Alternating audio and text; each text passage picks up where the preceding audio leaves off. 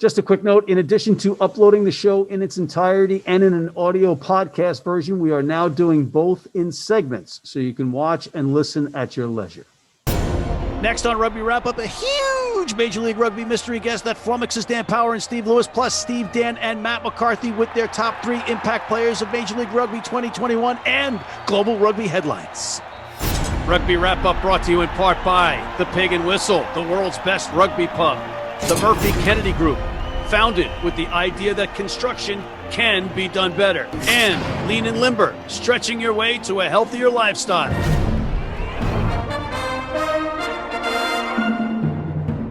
Hey everybody, welcome back to Rugby Wrap-Up. Matt McCarthy in New York City on the Upper West Side. Steve Lewis on the Upper West Side of Manhattan. And Dan Power is not on a boat in the Mississippi. Dan, where are you? Denver, Colorado.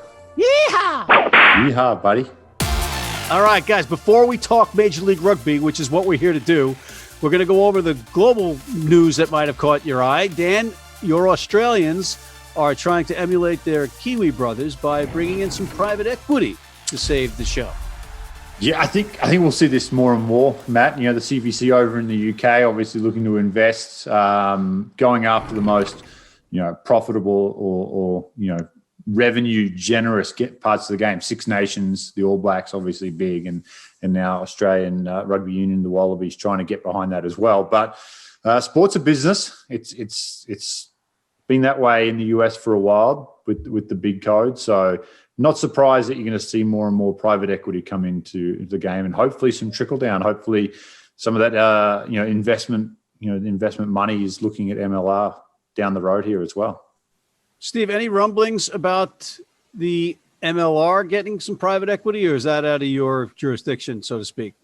As you say, it's kind of above my pay level at the moment, so I'm not privy to how recent they are or how serious they are, but it certainly, why wouldn't you look at the MLR? If you believe in the sport of rugby, and yes, you're buying established leagues with established viewing populations, the growth surely is in a league like the MLR, in a big sports market. What caught my eye was the RFU saying they were going to potentially limit the amount of international players in their women's setup, which would really hamper our Eagles that are playing over there because they're getting some great exposure. Yeah, two sides to the coin though, right? I take your point. I think it's fantastic experience for players of ours such as Kate Zachary and Gabby Cantona, people like that over at Exeter and others. Great for American players, great for Canadian players to get that experience. However, if you're English, if you're the RFU and you're in any way subsidizing this, to them, why are they subsidizing the development of foreign players from their perspective? So yes, it perhaps raises the level of their league,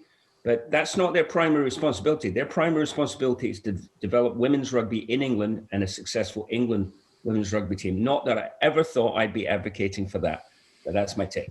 All right. Well, it's for me, it's kind of like the argument about international players playing in the MLR. I'm from the mindset that you want to see the best product when you're watching a match. And there aren't any other real professional setups for women specifically from certain countries to play in. So, but we're not going to talk international rugby any longer. We're going to take a quick break and we're going to come back with Major League Rugby 2021 talk. Specifically, before we have our mystery guest come in, the three of us are going to give our 3 impactful players that we see in the league this year. Please make sure that you check out our other segments with Mr. Zach Lanning, the Zach Attack, and martial law with Colby Marshall. You might have seen the Marshall Plan. Well, we've changed it after an extensive marketing search. And please join our American Red Cross Rugby Wrap-Up Blood Donor Team. I know Dan and Steve are going to be signing up because they too want to save 3 lives. On behalf of all these folks, Matt McCarthy for Rugby Wrap-Up, keep that mouse pad close by.